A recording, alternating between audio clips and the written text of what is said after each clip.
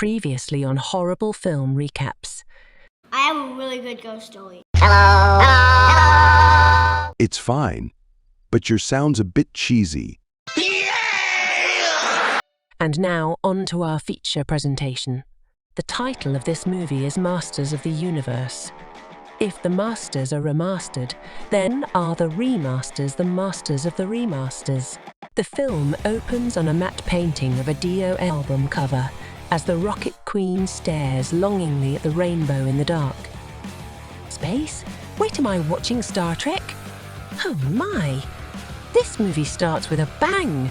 Colonel Parker approaches the office at BMI, guarded on all sides by the Kiss Army and statues of producers past.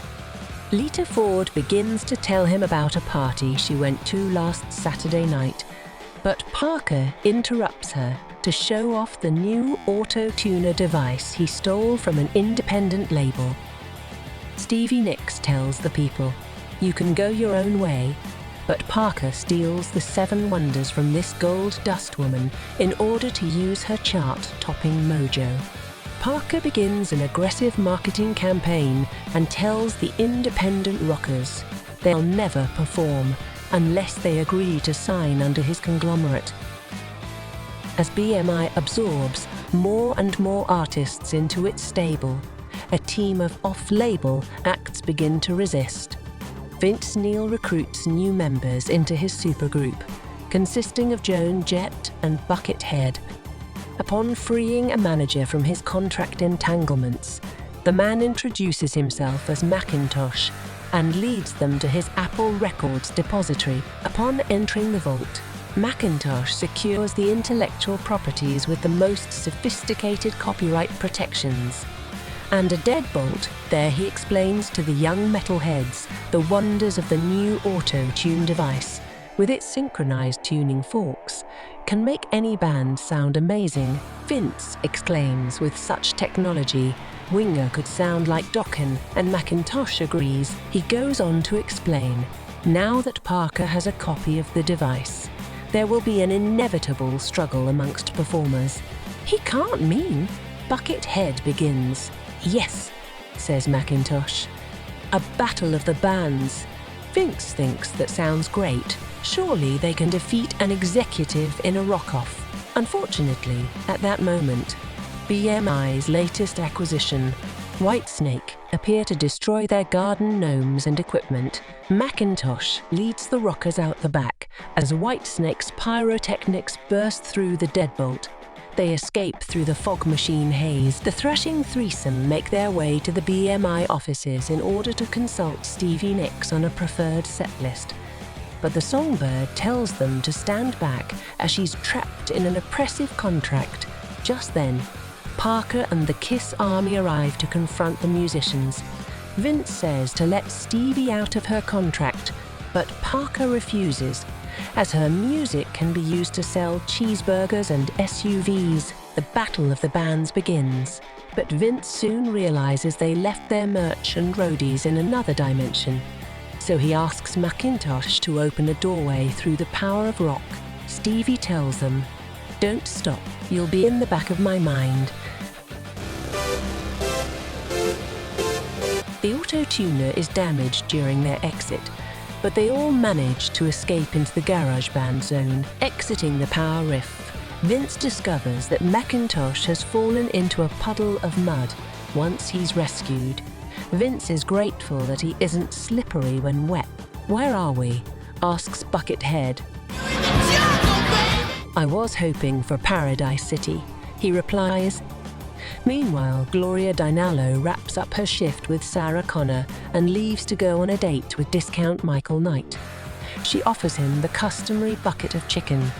To let him know they're friends, Joan Jett gets back from dropping a cherry bomb in the woods and asks Buckethead if he's found the roadies. He tells her he smells the scent of stale beer and bong water, so they must be nearby, hiding from sight. Macintosh uses his manager's percentage grabber to acquire a snack. On the other side of town, discount Michael Knight takes Gloria to every girl's dream date, a cemetery When she tells him she can't read the markers, he tells her they say,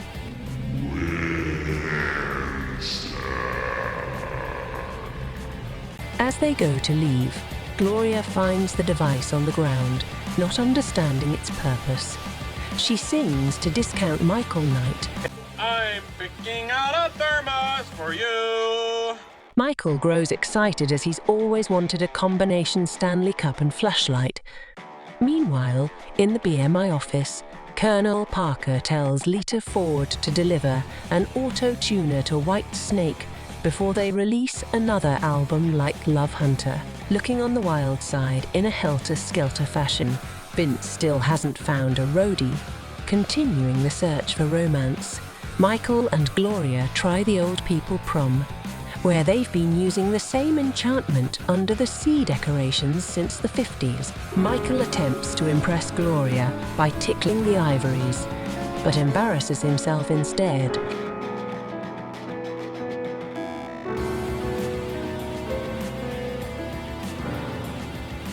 Parker uses his Tandy 3000 PC to determine the best venue for his newest supergroup, Deaf Ugly Motley Bullet Boys, featuring Tyler, Diamond Darrell, and Coverdale.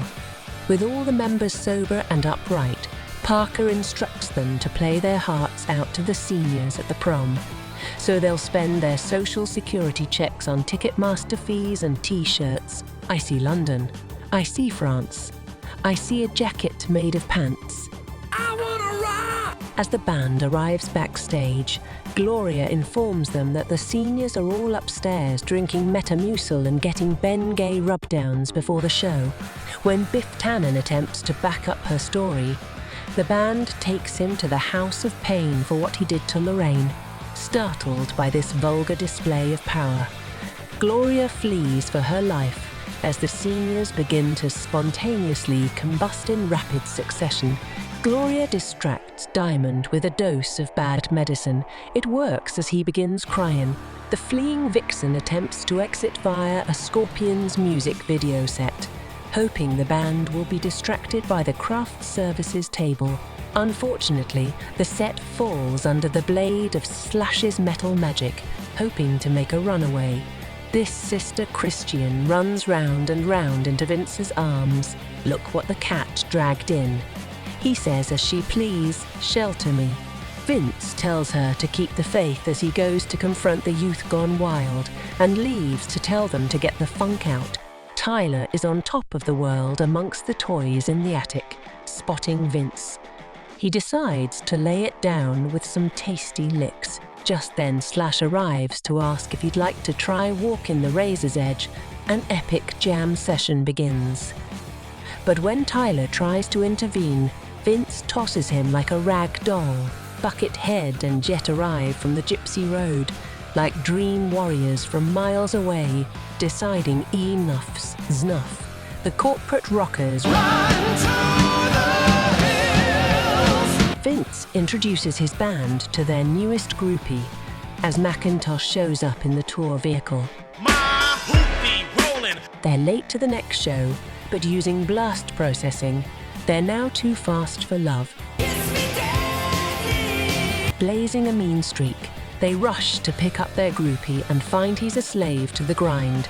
Macintosh slips into promoter mode and says they need to get to the concert so they can become dirty, rotten, filthy, stinking rich. As they speed towards the show, Phil Collins and Paul Simon do their best to master the tuning fork. Turn it on again, says Phil, but it only produces the sound of silence.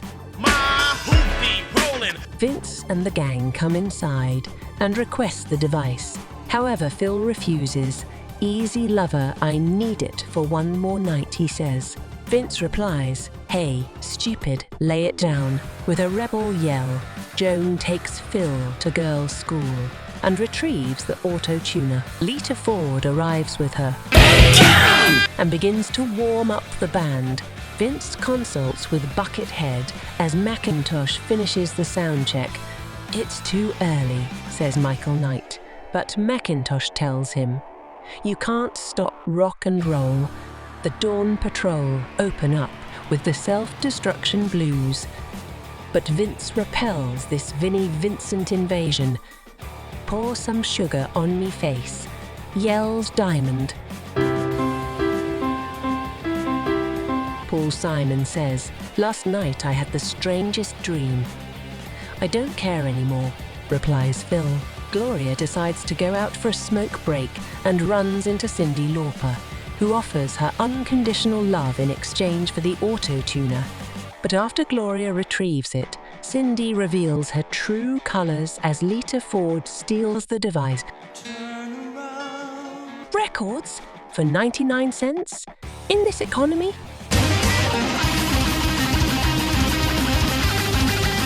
Phil rushes out to distract the Kiss Army. Kiss made a disco album, he says, and the stormtroopers of death respond in kind. At this moment, Colonel Parker arrives in his Jefferson starship with his auto-tuner clutched lovingly to his bosom. He consults with Lita Ford and sends his Daft Punk minions to harass Vince and his chums. Unfortunately, their weapons of choice are ineffective. Macintosh is performing a sound check when Here comes trouble. Parker demands they sign under his label. Joan refuses, but the copyright legalese is strong with this one. I'll make you an offer, begins Parker, but Joan replies. Macintosh asks, would they get blue M and N's in their trailer? Of course, replies the Colonel. Ha! Those don't exist in 1987, says Macintosh. Your words mean nothing. Bemused by the sugary ruse, Parker summons the Kiss Army to seize them. Before Parker can summon his contract lawyers, Vince arrives and begins screaming for vengeance and unleashes a solo that goes balls to the wall. Replies Parker and tells Vince that if he doesn't submit to label pressure, Joan and Buckethead will be forced to open for Wham. Vince reluctantly submits. Parker orders his rockers back to the office as he takes his leave. Phil Collins shows up with Sting and the rest of the police. Don't stand so close to me, says Phil. Discount Michael Knight is horrified to realize someone fed Gloria's leg after midnight. You make me feel like dancing. The gang realizes that if they become Rockin' Ricky fans, they can win a studio tour of Parker's offices. They dial 8675309 and are thrilled to be the 8th caller. Meanwhile, Vince is settling into the contract restrictions as Parker gets ready for the Billboard record sales report. Janice is drying out like a flower in the sun as she slips into the turtle blues. Trying to cheer her up, Slash offers to show her the snake pit, but decides women is losers, so leaves. Parker displays Vince's ex and begins to tell him about all the fast food commercials he'll be performing in. When Vince protests, the Colonel orders that he be given the customary BK grill marks. Just then, the day's sales records begin pouring in, and Parker revels in the gold record royalties, which allow him to buy a boorish hat and Texan walking cane. In the meantime, Phil joins the group on the office tour as they're transported to an 80s stand-up comedy set. This is a private party, yells Parker as security takes steps.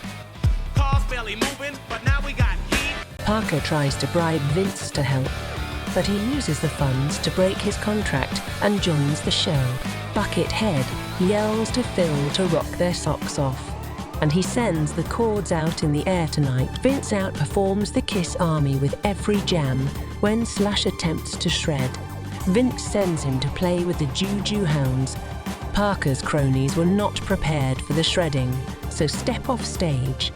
Despite Parker raining blood money onto Vince, he reclaims his axe, and the power of rock flows into him. And thus, the ultimate rock-off begins. But despite high production values, Parker realizes that it's too loud. and he's too old. As his record sales decline, Parker's final words are, Be sure to buy Carter's liver pill. "I don't know what those are," replies Vince. With the fall of Parker, the performers turn his offices into a hippie commune, where the beer flows like water, and the urine flows like beer flowing like water. Gloria and discount Michael Knight decide to pursue television, acting careers in Hollywood, and set forth. Vince and the band stay behind, secure in the knowledge that they'll be able to act in VH1 rockumentaries until the end of time. Waking in her trailer, Gloria sees her Dinosaur Jr. award and Twisted Sister fan base, and realizes she is a born groupie. Clutching her Spin magazine collection, she leaves to find discount Michael Knight, and the pair set off for Germany to launch his singing career.